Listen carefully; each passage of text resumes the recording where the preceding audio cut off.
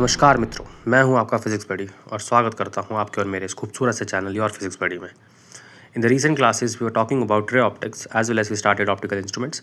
This is going to be the third lecture of optical instrument series in which we have discussed compound microscope.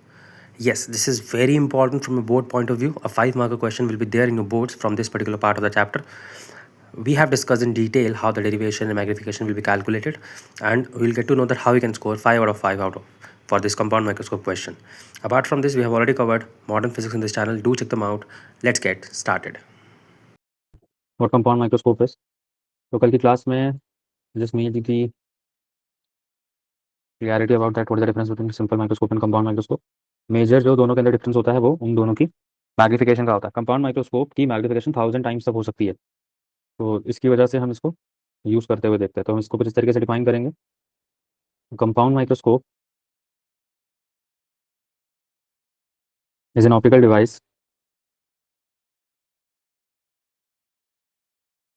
used to see magnified image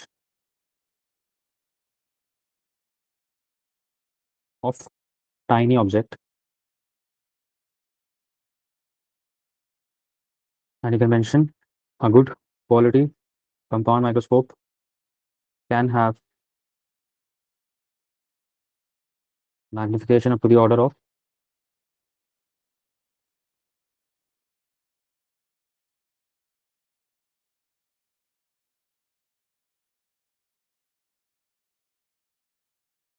1000। तो define करने का होता है that what is compound microscope, so you be suppose to write this. अब constructions वगैरह भी पूछा जाता है कि कंपाउंड माइक्रोस्कोप की कंस्ट्रक्शन क्या है। तो कंस्ट्रक्शन के बारे में ज़रा बात करते हैं। तो दो तीन चीज़ें हैं यहाँ पे। सिंपल सा हम बोलेंगे that it mainly consist of to lenses.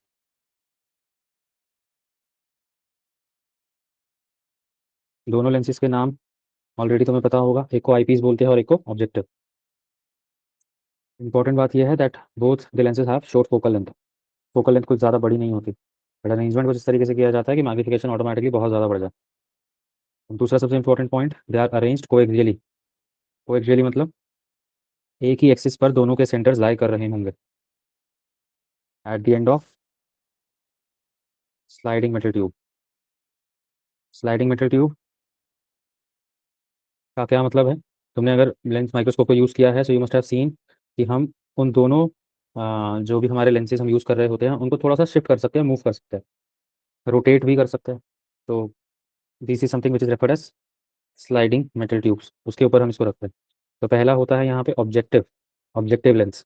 अब ऑब्जेक्टिव लेंस जैसा कि नाम में ही है कि ये जो लेंस होगा वो ऑब्जेक्ट के पास होगा, यानी कि जिसकी हम इमेज बनाने वाले हैं या जिसकी हम इमेज ऑब्जर्व करने वाले हैं। तो ऑब्जेक्टिव लेंस अगेन दोनों के दोनों कॉन्वेक्स लेंस ही होते हैं। तो सबसे पहले यहाँ पे मेंशन करेंगे that it is a convex lens of very short focal length. Focal length तो दोनों की ही काफ़ी शॉर्ट होती है लेकिन इसको मैं एफ नॉट मान लेता हूँ। As well as small aperture. Aperture का मतलब क्या है कि जो मेरा लेंस होने वाला है उसका जो साइज है वो भी कोई ज़्यादा बड़ा नहीं होगा, it is also going to be very small. Then we talk about that it is position near the object to be magnified. तो इसकी पोजीशन हम इसी तरीके से करेंगे कि ऑब्जेक्ट के पास होगी ताकि उसकी इमेज को मैग्नीफाई करा जा सके। It is position near the object to be magnified. Second जो लेंस होता है हमारे पास, this is known as eyepiece. And if you are talking about I piece lens, इसको हम ऑक्यूलर भी बोलते हैं। It is also known as ocular lens. तो ये वो लेंस होता है जो आई के पास होता है या फिर जहाँ से हम ऑब्जर्व कर रहे होते हैं। So again it is a convex lens. ये भी कॉन्वेक्स लेंस ही होगा of comparatively large focal length. Large focal length इसीलिए होती है यहाँ पे क्योंकि हमारी आई के अंदर लाइट पास करे इस लेंस के थ्रू होते हुए, तो थोड़ा तो आई जितना तो एटलीस्ट इसका वो होना चाहिए। तो अगर तुमने यूज़ करा है कंपाउंड माइक्रोस्कोप तो you must have idea about it कि जब हम आई से लेंस उस माइक्रोस्कोप के अंदर ऑब्जर्व कर रहे होते हैं तो इसी तरीके से ऑब्जर्व करते हैं कि आई के अंदर एटलीस्ट लाइट एंटर करे। तो लाइट एंटर करने के लिए उसका साइज थोड़ा सा बड़ा होना चाहिए, जबकि जिससे हम ऑब्जर्व कर रहे होते हैं, जिस ऑब्जेक्ट के पास जो लेंस रखा होता है उसका साइज थोड़ा और छोटा होता है। उससे देखना ऑलमोस्ट इम्पॉसिबल है हमारे लिए, बट हाँ, ऑब्जेक्ट से लाइट एंटर कर सकती है उस लेंस के through and then it enters into our eye using eyepiece. तो कंपैरेटिवली लार्ज फोकल लेंथ होती है लेकिन ओवरऑल छोटी ही होती है, तो इसकी फोकल लेंथ को हम एफ ई से रिप्रेजेंट कर सकते हैं। या फिर eyepiece of focal length of I piece हम करके बोल सकते हैं। दूसरी सबसे इंपॉर्टेंट चीज़, इसका जो अपर्चर है थोड़ा बड़ा होता है। तो अपर्चर का मतलब दिमाग में क्लियर होना चाहिए कि साइज़ की बात कर रहे हैं। देन दी ऑब्जेक्टिव, अगर मैं एफ ई और एफ नॉट के अंदर रिलेशन देखूँ, तो सिंपल सा जो एफ ई होता है वो बड़ा होता है एफ नॉट से। Focal length of eyepiece is always greater than focal length of objective. और अगर इसकी पोजीशन की बात करेंगे तो it is position near the eye, क्योंकि हमें इमेज जो भी मिलेगी वो हमारी आंखों में बननी चाहिए। तो will simply say that it is position near the I for viewing the final image.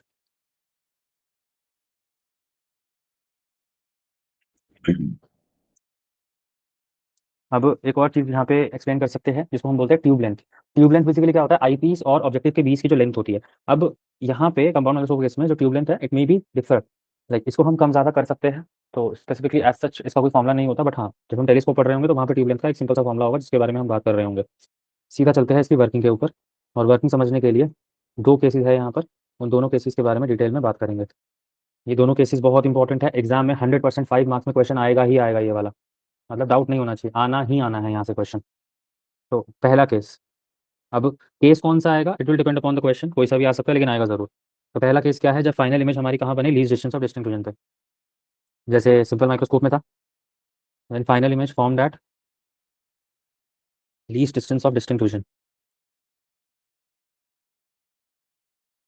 यानी कि डी पर, विच इज 25 सेंटीमीटर।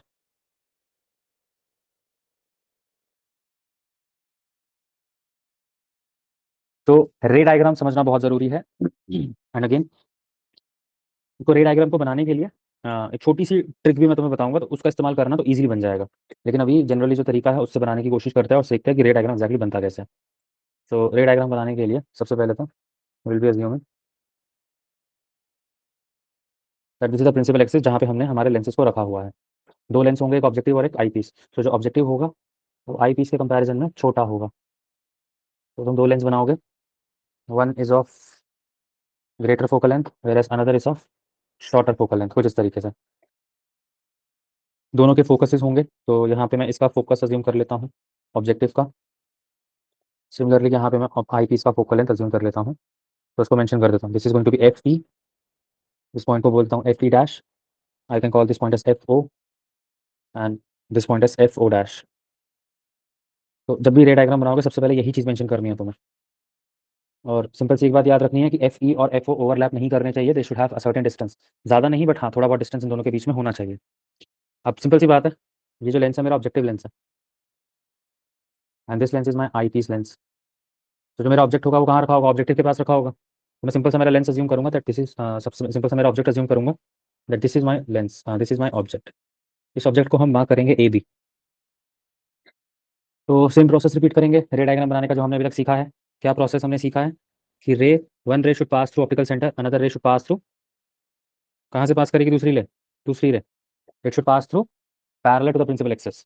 तो जो रे प्रिंसिपल एक्सिस के पैरेलल पास करेगी वो फोकस से पास करेगी, और जो ऑप्टिकल सेंटर से जाएगी वो बिना किसी डेविएशन के पास कर जाएगी। तो ये इस चीज़ को ध्यान रखना है। अब सबसे इंपॉर्टेंट चीज़ यहाँ पे ये है कि जब तुम रे डायग्राम बनाओ ना तो सीधा स्केल को इस तरीके से रखना कि ये जो टॉप पॉइंट है ए और यहाँ पे जो ये पॉइंट है ये दोनों मीट करनी चाहिए। तो बनाना कुछ इसी तरीके से है, जिसको चीज़ को ध्यान में रखते हुए बनाना। अब ये बहुत ज़्यादा डिफिकल्ट है मेरे लिए इस पे बनाना, बट लेट मी ट्राई। कुछ इस तरीके से जो रे है तुम सीधा एक ही बार में स्केल से बनाओगे, कहाँ से कहाँ तक, ए पॉइंट से लेकर आई पीस तक डायरेक्टली। रफ बिल्कुल नहीं बनाना, it should be drawn this way. और दूसरी रे कैसे बनाएंगे, दूसरी ray should be parallel to the principal axis. अब ये वाली जो रे है it should pass through focus, और कुछ ऐसे, ये पॉइंट याद रखना है, ये दोनों एक दूसरे को क्रॉस करनी चाहिए ऐसे। जहाँ पे दोनों एक दूसरे को क्रॉस करेंगी वहाँ पे हमारी एक इमेज बनेगी इस पूरे के पूरे सिस्टम की वजह से, जो कि एक वर्चुअल वर्चुअल इमेज होगी। और ये जो वर्चुअल इमेज होगी इसकी ये एक्ट करेगी as an object, this will act as an object. तो इसको मैं मार्क कर देता हूँ as A dash B dash. This is going to be A dash B dash. सबसे इंपॉर्टेंट बात जो मैंने तुम्हें बताई कि ये दोनों की दोनों रेस आई पीस को जिस पॉइंट पे टच करेंगे वो दोनों पॉइंट अलग अलग होने चाहिए, इस बात का ख्याल रखना। अब रे से इमेज कैसे बनानी है ये समझो, ये सबसे इंपॉर्टेंट है। तो हमें करना क्या होता है, हमें रे डायग्राम बनाने के लिए, इमेज बनाने के लिए कम से कम 2 रेज़ तो चाहिए ही चाहिए। लेकिन हम यहाँ पे कम से कम 3 रेज़ लेंगे। 3 रेज़ कौन-कौन सी? पहली रे जो आई पीस के ऑप्टिकल सेंटर और ये जो हमारा इमेज है, इससे पास करे। दूसरी रे हम कौन-सी लेंगे? यहाँ से एक स्ट्रेट लाइन बनाएँगे जो कि आई पीस के सेक्शन को कट करेगी और it should pass through the focus of I piece. It should pass through the focus of I piece. Now you have to extend these 2 rays in the backward direction. तो अभी जब backward direction में तुम extend करोगे ना, तो ये बहुत इंपॉर्टेंट है, यहाँ पे कन्फ्यूजन या गड़बड़ नहीं होनी चाहिए। 1-2 बारी प्रैक्टिस करोगे तो ऑटोमैटिकली हो जाएगा। एक रे ऐसे and another ray should be like that. फिर यहीं पे जो दोनों रेज़ थी, ये दोनों भी कुछ इसी तरीके से जाएँगी कि they are supposed to meet at a certain point. अब थोड़ा-सा यहाँ डिफ़िकल्ट है इस चीज़ को बनाना, बट एक चीज़ जो तुम समझ पाओगे कि जो मेरा ऑब्जेक्ट था, उसके कंपैरिज़न में जो मेरे को इमेज मिलने वाली है, वो बिहाइंड द ऑब्जेक्टिव मिलेगी and that image is going to be very, और you can say so much magnified image. बहुत ज़्यादा मैग्नीफाइड होगी ये इमेज। एक चीज़ जो हमने बात करी कि ये पहला केस है और इस केस के अंदर हमारा जो इमेज है वो कहाँ बन रहा है? Image is forming a least distance of distinct region. तो आई पीस से जो हमारी फाइनल इमेज हमें मिली, ये कितने डिस्टेंस पर होगी? ये least distance of distinct region पर होगी। अब यहाँ पे कौन-कौन सी फिजिकल क्वांटिटी या फिर क्या-क्या हमारे पास गिवन है, एक बार उसको ज़रा समझने की कोशिश कर लेते हैं। सबसे पहला, ये जो डिस्टेंस होगा ऑब्जेक्ट और ऑब्जेक्टिव के बीच में, it is going to be object distance for objective lens. वहीं पे इमेज जो बन रही है, इमेज कहाँ बन रही है हमारी? इमेज हमारी ए डैश बी डैश यहाँ बन रही है, so this is going to be image distance for objective lens. Similarly ये जो इमेज हमारी बनी A dash B dash, this image is going to be, this will act as a object distance for eyepiece lens, whereas this d is going to be what? It is going to be image distance for eyepiece lens। तो ये कुछ-कुछ चीज़ें हैं जो हमारे पास यहाँ पे देखने को मिलती है। ये वाला पार्ट क्लियर हुआ? डायग्राम समझ आया अच्छे से कैसे-कैसे क्या करना है हमें यहाँ पे? Yes, sir. So then we are going to define the magnifying power। So magnifying power काफ़ी हद तक काफ़ी सिमिलर है। आई हमारी यहाँ पे ऑब्जेक्टिव के पास कुछ इस तरीके से होगी जहाँ से हम सब कुछ ऑब्जर्व कर रहे होंगे। सो मैग्नीफाइंग पावर हम यहाँ पे डिफाइन करेंगे। So magnifying power is going to B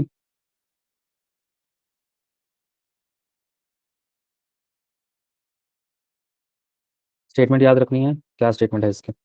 magnifying power of compound microscope is again defined as the angle subtended at the eye by the final virtual image to the angle subtended at the eye by the object when both are at least distance of distinct vision। तो जो हमने simple microscope के पहले case में magnifying power define करी थी, हम almost वही है, कोई चेंज नहीं है। लेकिन इसको, ये जो स्टेटमेंट है, इसके भी 1 मार्क्स होते हैं एग्जाम में। मतलब एग्जाम में अगर क्वेश्चन आ रहा है find out the magnification of the compound microscope for this particular case, जब तुम मैग्नीफाइंग पावर डिफाइन करोगे उसका भी 1 नंबर होगा। You have to make sure कि ये एकदम टू द पॉइंट हो। So we'll simply define that the magnifying power of a compound microscope is defined as the ratio of angle subtended at the eye by the image, or we can say by the final virtual image, to the angle subtended at the eye by the object when both are kept at least distance of distinct vision।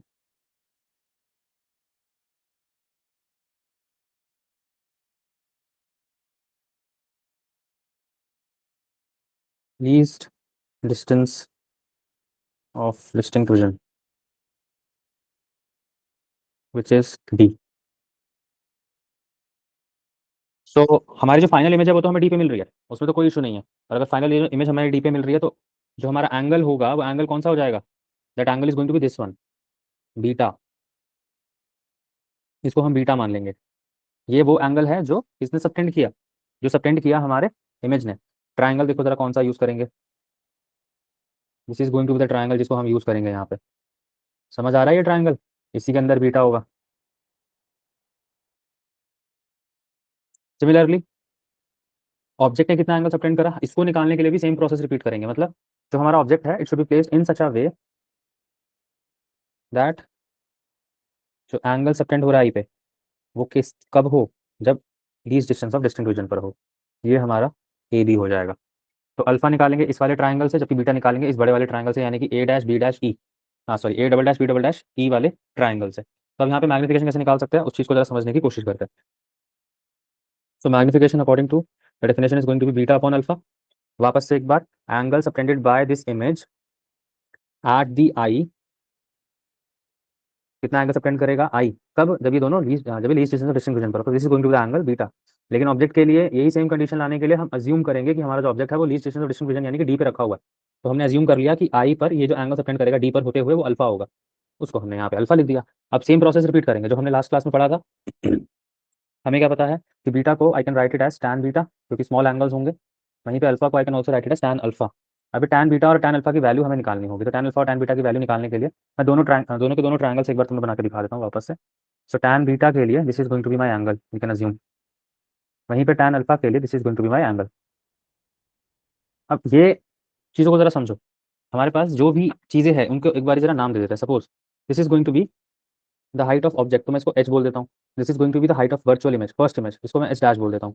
And this is going to be the height of final image, जिसको मैं H double dash बोल देता हूँ। तो अब जरा यहाँ पे ध्यान से देखो, तो टैन बीटा की जगह मैं क्या लिख सकता हूँ, H upon this particular distance. ये पर्टिकुलर डिस्टेंस किसके बराबर हो जाएगा, अगर तुम ध्यान से देखो इस चीज़ को, या फिर इसी चीज़ को निकालने के लिए, अब ये डिस्टेंस निकाल पाना इट्स इट्स वेरी टफ। इस डिस्टेंस को बताना ये बहुत ज़्यादा टफ हो जाएगा। तो हम क्या करेंगे, यहाँ पे ये वाला ट्रायंगल यूज़ ना करके जो छोटे वाला ट्रायंगल है उसको यूज़ कर लेंगे। कौन से वाला ट्रायंगल, ए डैश बी डैश ई वाला ट्रायंगल, क्योंकि बीटा तो इसके अंदर भी आ रहा है। समझ पा रहे हो? तो यहाँ पे हम इस छोटे वाले ट्रायंगल को भी यूज़ कर सकते हैं बीटा निकालने के लिए। So this is going to be my H dash, और ये डिस्टेंस कितना हो जाएगा, यू ई, जो बेस है it is going to be U E, तो मैं इसको यू ई बोल सकता हूँ। So tan beta can be written as perpendicular upon base which is H dash upon U E. वहीं पे टैन अल्फा क्या लिख सकता हूँ, it is going to be H over, कितना डिस्टेंस होगा ये, least distance of distinct region, D पर रखा होगा। सो एच ओवर डी के बराबर। ये चीज़ समझनी बहुत जरूरी है, कैसे मैग्निफिकेशन लिख रहे हैं ये सिंपल सा ये समझ आना चाहिए बस। सो अगर मैं इसको फर्दर सॉल्व करूँ, so I can write it as H dash over H times D over U E. अब ध्यान से देखो जरा, इसको और इसको मैं क्या बोल सकता हूँ, H dash by H, H dash by H, H dash by H, ये क्या है, ये मैग्निफिकेशन आ जाएगी ऑब्जेक्टिव लेंस की। कह सकता हूँ मैं कि ऑब्जेक्टिव लेंस की मैग्निफिकेशन है। किसी भी लेंस की मैग्निफिकेशन कैसे डिफाइन करते थे हम, height of image by height of object. तो हाइट ऑफ इमेज पहले वाले लेंस की वजह से कितनी प्रोड्यूस हुई, H dash. Height of object पहले वाले, हाइट ऑफ ऑब्जेक्ट क्या था हमारे पास, एच। तो ऑब्जेक्टिव लेंस की मैग्निफिकेशन है ये H dash upon H. This H dash upon H is the magnification of objective lens. वहीं पे डी अपॉन यू की अगर मैं बात करता हूँ, तो ध्यान से देखो, डी क्या है, ये इमेज डिस्टेंस है, यानी कि आई पीस से बनने वाला image distance which is D. वहीं पे यूई क्या है, यूई है ऑब्जेक्ट डिस्टेंस आई पीस लेंस के लिए। सो हमने क्या पढ़ा था, हमने पढ़ा था कि जो मैग्निफिकेशन होती है can also be written as image distance by object distance. तो ये इमेज डिस्टेंस और ये ऑब्जेक्ट डिस्टेंस है। तो अल्टीमेटली कहने का मतलब ये है, this is magnification of objective lens and this is magnification of I piece lens. तो यहाँ पे हमें एक बहुत सिंपल सी चीज़ क्लियर हो गई कि जो भी मैग्निफिकेशन हमारे पास है, ये मैग्निफिकेशन दोनों का प्रोडक्ट होगा, आईपीस लेंस और ऑब्जेक्टिव लेंस का। और यही हमने पढ़ा भी है कि अगर मेरे पास एक से ज़्यादा लेंसेज हो जाते हैं किसी भी उसके अंदर, तो हम कैसे लिखेंगे, हम इसी तरीके से इस चीज़ को लिख रहे होंगे या मेंशन कर रहे होंगे। तो अब इस चीज़ को फर्दर थोड़ा सा सॉल्व अगर हम करें, तो एम ओ यानी कि मैग्निफिकेशन ऑफ ऑब्जेक्टिव मेरे पास निकल कर आया एच डैश अपॉन एच। इसी चीज़ को मैं और क्या लिख सकता हूँ, इसी चीज़ को मैं और लिख सकता हूँ image distance for objective lens upon image distance object distance for objective lens, यानी कि वी ओ और यू ओ। हाइट को हटाकर हम इसको वी बाई यू के टर्म्स में भी लिख सकते हैं सेम ऑब्जेक्टिव लेंस के लिए। सिमिलरली अगर मैं आई पीस को लिखने की कोशिश करता हूँ, तो उसके बारे में बात करते हैं। तो यहाँ पे हम मेंशन करेंगे as the eye piece act as a simple microscope. Eye piece कैसे एक्ट कर रहा है, ये सिंपल माइक्रोस्कोप की तरह एक्ट कर रहा है। तो अगर सिंपल माइक्रोस्कोप की तरह एक्ट कर रहा होगा, तो इसकी जो मैग्निफिकेशन होगी वो किसकी बराबर आ जाएगी, जो सिंपल माइक्रोस्कोप की मैग्निफिकेशन हमने कल लास्ट क्लास में पढ़ा था। So magnification of I piece is going to be what, D upon U E. और ये चीज़ किसके बराबर थी, ये चीज़ बराबर थी डी अपॉन एफ नॉट के। याद आ रही है ये चीज़ कल की क्लास में जब हमने देखा था इसको।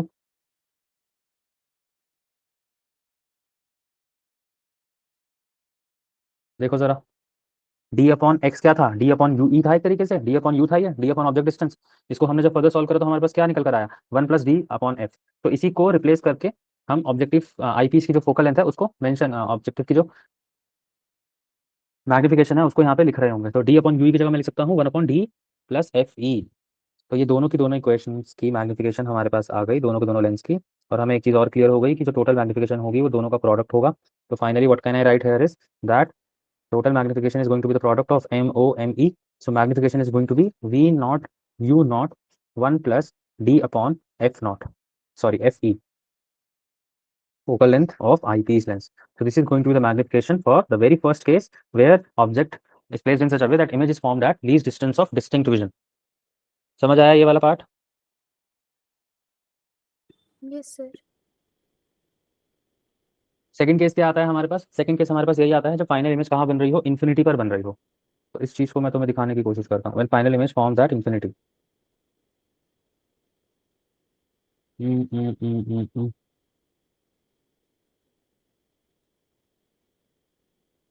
सारी डायग्राम नहीं है, चलो कोई नहीं, एक बार बनाते हैं इसको।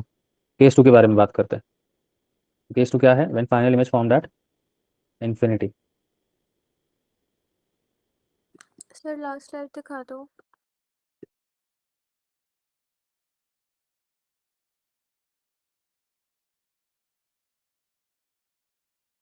हो गया।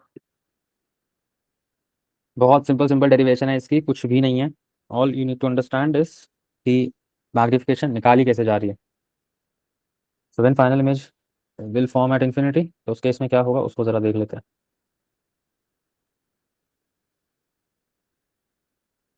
तो ये डायग्राम ही है बस, जो इस चीज़ को थोड़ा सा कॉम्प्लिकेटेड करता है।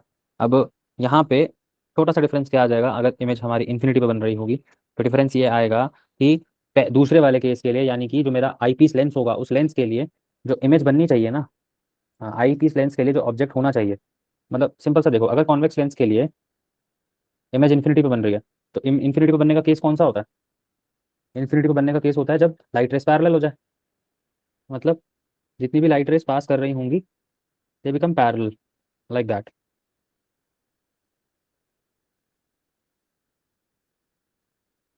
मतलब ऑब्जेक्ट कहाँ रखा हो हमारा? फोकस पर रखा हो हमारा ऑब्जेक्ट। कहाँ रखा हो? फोकस पर।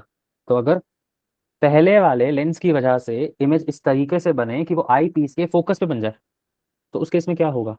उस केस में हमारी जो इमेज है वो इन्फिनिटी पे बनेगी। तो सपोज ये मेरा ऑब्जेक्ट था, इससे रेज निकाली हमने, एक रे तो पैरेलल चलेगी प्रिंसिपल एक्सिस के, तो वो फोकस से मीट होके कहीं यहाँ चली जाएगी, जबकि दूसरी रे ऑप्टिकल सेंटर से होते हुए कहीं यहाँ चली जाएगी। और ये दोनों को अगर मैं पीछे बैक साइड में एक्सटेंड करने की कोशिश करूंगा तो क्या देखने को मिलेगा? इन्फिनिटी पे इमेज, क्योंकि रेज अपने आप पैरेलल हो जाएंगी। तो ये बहुत बेसिक केस है, इसमें ऐसा और कुछ भी नहीं है। बस मैग्निफिकेशन कैसे कैलकुलेट करते हैं एक बार जरा उसको चेक करते हैं। So what you can see here is this is going to be my object distance for objective lens, whereas this is going to be my image distance for objective lens, whereas this is going to be my object distance for eyepiece lens, और यही बराबर होगा F E के भी। Similarly अगर मैं image distance की बात कर रहा हूँ आईपीस लेंस की वजह से, तो it is going to be infinite, क्योंकि इमेज कहाँ बनेगी? इन्फिनिटी पे बनेगी। अब ये चीज़ होने के लिए ऑब्जेक्ट जो है हमारा ऑब्जेक्टिव लेंस के फोकस से दूर रखा होना चाहिए, तभी ये चीज़ हमें देखने को मिलेगी। तो मैग्निफिकेशन कैसे निकाल सकते हैं उसके बारे में बात कर लेते हैं। हमें ये तो पता है कि जो मैग्निफिकेशन होगा वो बराबर होगा magnification of objective into magnification of eyepiece. लेकिन मैग्निफिकेशन ऑफ ऑब्जेक्टिव को कैसे निकालेंगे? सिंपल सा, जो चीज़ हमने अभी पढ़ी थी, एच डैश बाय एच, यानी कि अगर इसकी हाइट एच है तो इमेज की हाइट एच डैश होगी, तो मैग्निफिकेशन ऑब्जेक्टिव की वजह से क्या आ जाएगा? H dash by H. और यही चीज़ बराबर होगी एल अपॉन एफ नॉट के, दैट टू ऑफ नेगेटिव। अब ये एल कहाँ से आ गया? ये एल है हमारा length, length of the microscope you can say. तो इस चीज को भी समझना है, we can write it as length of the microscope tube और distance between the two lenses. तो इस चीज को हम इस तरीके से भी लिख सकते हैं कि एच डैश जो होगा वो इसी तरीके से बनेगा कि ये बराबर होगा distance between the two lenses. या अगर इसको तुम नहीं भी लिखना चाहते तो भी you can write it as H dash by H. अच्छा, अब इस चीज को लिख के सबसे जरा बात कर लेते हैं how this H L came into the image picture. तो सिंपल सा समझो जरा इस चीज को। अगर मैं इस रिलेशन को फर्दर लिखने की कोशिश करूं, एम को फर्दर लिखने की कोशिश करूं, तो ध्यान से देखना, as image A dash B dash, तो इसको मैंने ए बी माना था, तो ये हो जाएगा ए डैश बी डैश। तो जो मेरी इमेज है A dash B dash is formed close to the eye lens, ये आई लेंस के बहुत ज़्यादा क्लोज है हमें पता है, whose focal length is short, इसकी फोकल लेंथ क्या है? शॉर्ट है काफ़ी। तो होता क्या है कि जो ये वी नॉट है ना, ये काफ़ी हद तक एल के बराबर हो जाता है। और ये एल क्या होता है? ये एल होता है लेंथ ऑफ माइक्रोस्कोप ट्यूब, या फिर इसी चीज़ को बोल सकते हैं the distance between the two lenses,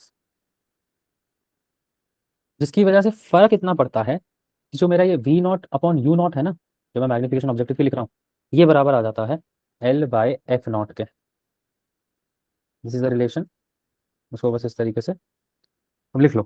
तो यू नॉट, अब ये इक्वेशन जो भी आती है पूरी की पूरी lens thin lens formula use करके आती है, ऐसा कुछ और यूज नहीं कर रहे। तो हम यहाँ पे एम नॉट को ये लिख सकते हैं।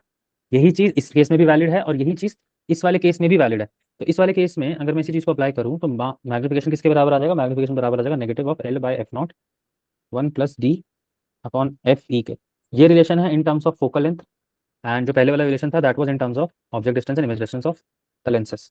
तो कोई सा भी रिलेशन यूज करके हमको एग्जाम में मैग्निफिकेशन कैलकुलेट करने के लिए आ सकता है, डिपेंडिंग ऑन क्वेश्चन में क्या गिवन है। तो ये दोनों के दोनों रिलेशन याद रखना है। सिमिलरली अगर मैं यहाँ पे एम ई निकालने की कोशिश करता हूँ, मैग्निफिकेशन ऑफ आई पीस निकालने की कोशिश करता हूँ, तो वो क्या हो जाएगा, डी अपॉन एफ ई।